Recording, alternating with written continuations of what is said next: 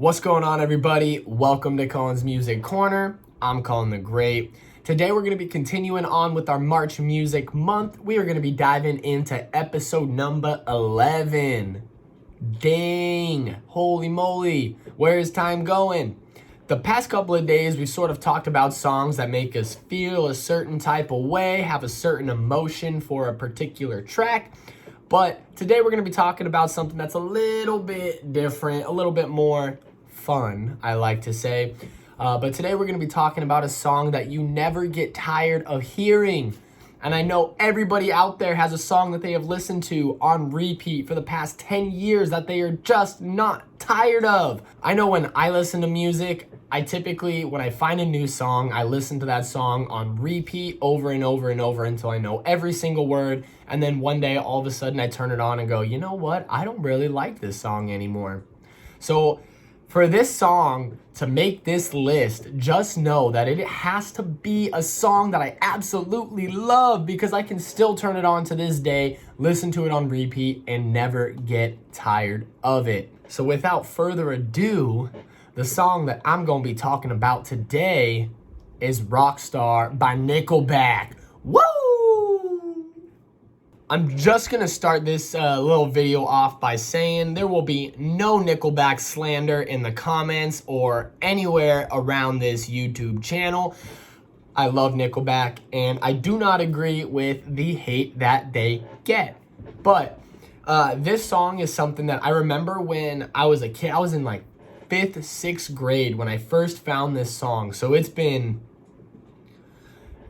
a little while. But I was in 5th or 6th grade when I first heard this song, and I remember when YouTube was kind of like a social media in a way, where I was interacting with all of my friends on their YouTube channels. I was commenting on their channels, and you could customize the background and the layout. It was a totally different thing than what it is now. And I remember one of my friends had liked the video, and I was just kind of like, what the heck? So then I clicked on it and I watched it. In the very first scene, one of the first scenes of the song, there's a kid that looked exactly like me. And I was honestly like, I was mind blown, because when I saw that, I'm like, is that me? Did I record something for Nickelback and not know it? But it was just so funny because I had saw that and I was like, wait a minute, what is this song? And then I listened to it and was actually a really big fan of the song. I ended up, Nickelback was my favorite band for such a long time. They are still up there in the top 10 for me. It was something that when I listened to it, I instantly fell in love, and it might have had something to do with the fact that I was like, hey, that looks like me in this video, so I kind of like this song. A couple very interesting things about this song and about just Nickelback in general. This song received very mixed reviews, just like Nickelback as a band receives very mixed reviews. This song, I think, charted at number 2 in the UK, which is their highest charting song in the UK. And in the United States, their single Far Away actually had more commercial success than Rockstar did when it was initially released. It was ranked. This is where it gets so crazy, and this is where I don't understand the hate for Nickelback, is because Rolling Stone ranked this song number 100 out of the 100 greatest songs released in 2007. And Rolling Stone is a pretty notable kind of place, right? It's pretty notable for musicians. But then you have places like BuzzFeed that ranked this song as the 2nd worst song ever. And they quoted and said, if aliens came to the United States and listened to this song, they would understand why everybody hates Nickelback. This song is very well written. The song structure is very good. The instrumentals and everything, the whole concept of the song is incredible. And I think people are just jealous at the fact that it is such a simple song. I mean, don't get me wrong. It's not like it's like the greatest thing that's ever happened. They're reinventing the wheel.